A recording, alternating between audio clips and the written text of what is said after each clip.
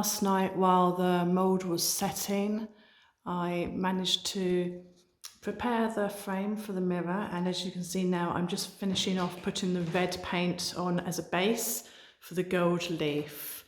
Just about got enough paint to finish this, thankfully. That's another job for today. The moulding's going really well. I'm doing about 1 hour, that's how long it takes to set. So only about 30 more hours to go to finish just that section of the round flower bits up here. Unfortunately, a big chunk of the main mould there, the main plaster, came out when I was sanding, so that's going to have to be a repair job as well. Now the base coat's dry, I am going to actually spray it with gold paint before I gold leaf it. I don't want any red showing through, but everyone says, oh, you must paint it with red underneath first, which I've done. Anyway, Adrian very kindly took all the rubbish to the tip before he left yesterday, leaving me with very minimal pieces of paper to cover up and tape off. So I've done my best, I just have to move it around as I go.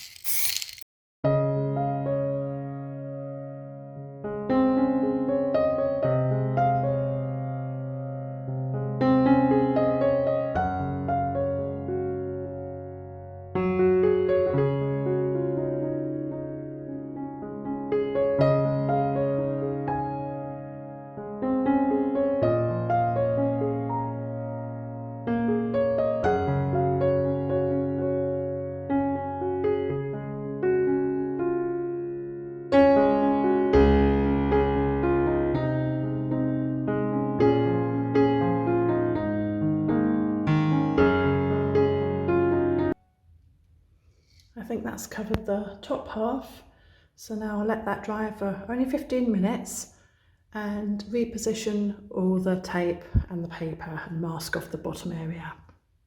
And voila! One mirror done. It's had its base coat and the gold spray. I'm not going to do the gold leaf until I've finished doing the work above.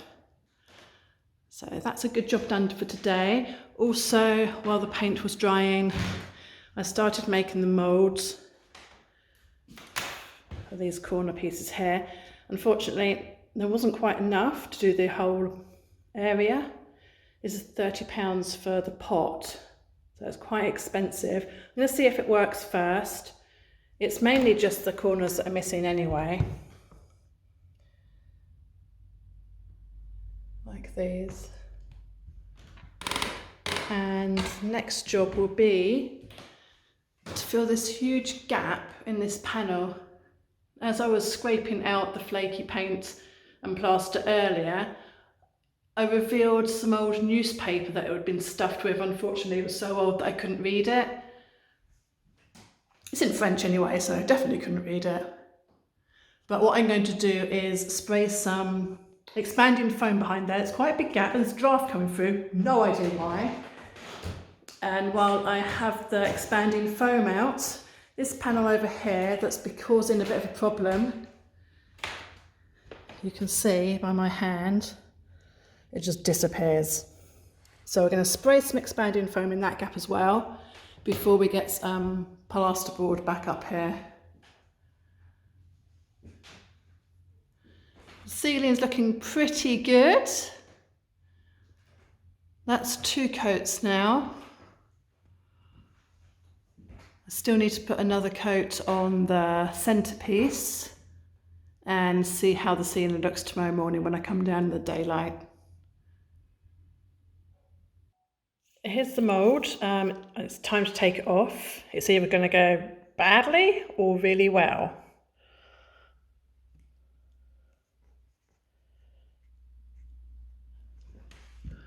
Yeah, it's taken the plaster off the wall.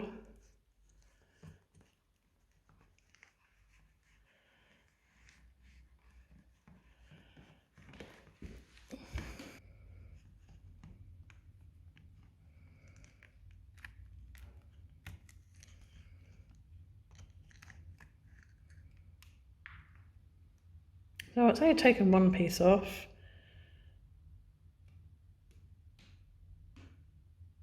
We'll lay it flat and see what it looks like.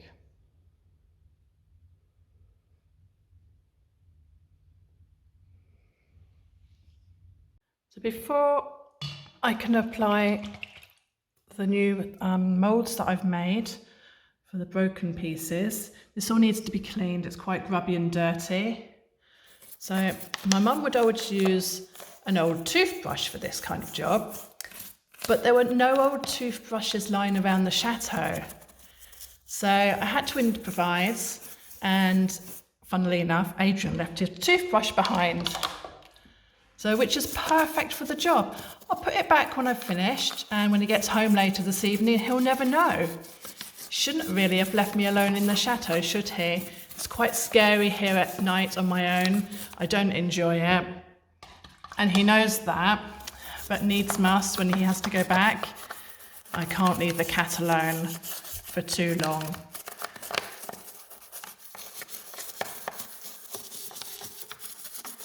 I'm using a wood floor cleaner here.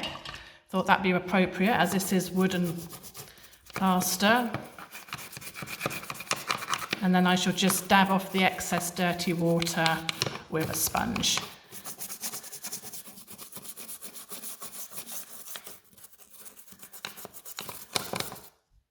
Some of the rosettes that I've already made out of plaster, the mould's working quite well. As I said, it's about 30 I've got to make in total, I think. There's already a batch there ready to go. And I'll just use some sandpaper to neaten up around the edges where the plaster has overflowed the cast. I've been playing with the colours as well. So if I take this over here, you can see that it's not a bad match at all. So that is just one base coat and a glaze on top with a darker brown. And if I show you over here,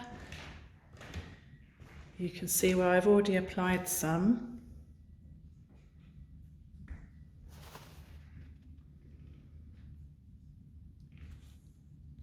These ones on the end have already got a base coat on, so I just need to put the darker brown on top. But I've actually forgotten to clean this one. So out comes Adrian's toothbrush again. But I think they're going quite well. Right, so back from the UK. Caroline wants me to crack on with this. So I couldn't get everything back I wanted from the UK because you probably saw or heard my van broke down. So all these supplies, etc., I had ready to bring back to finish off downstairs in the toilet. I'll have to be put on hold for the moment, but I can crack into this. So next job then is remove this wall.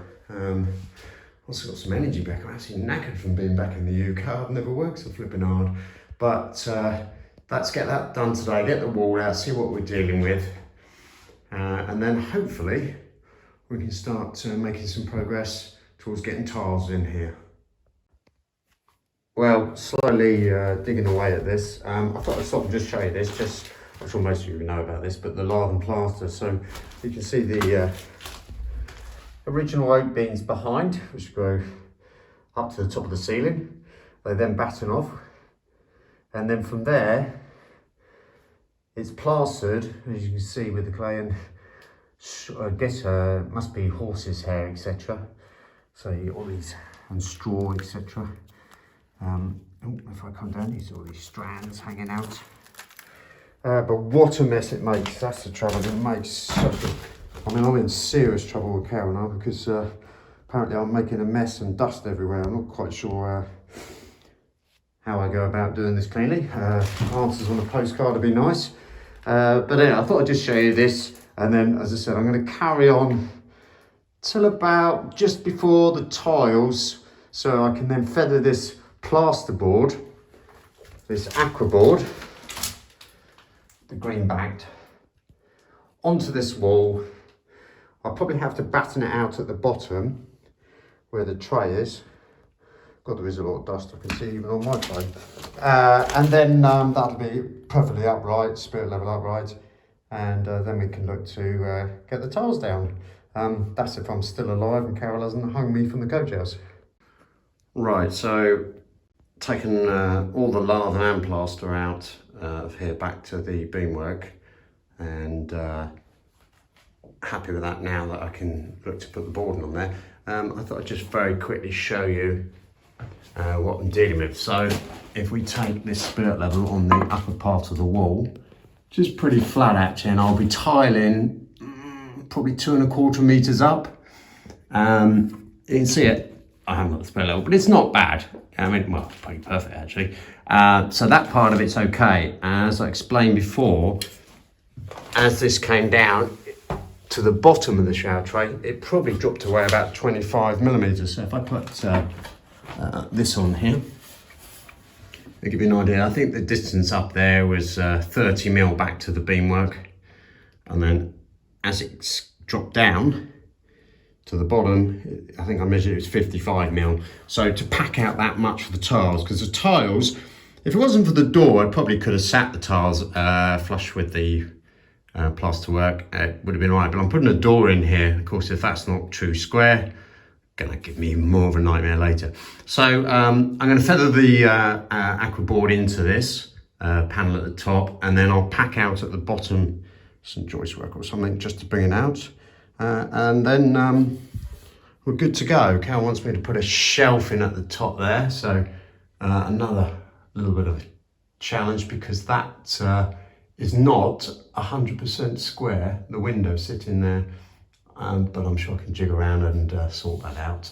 And then maybe, if we're lucky, we can get to start tiling for the shower.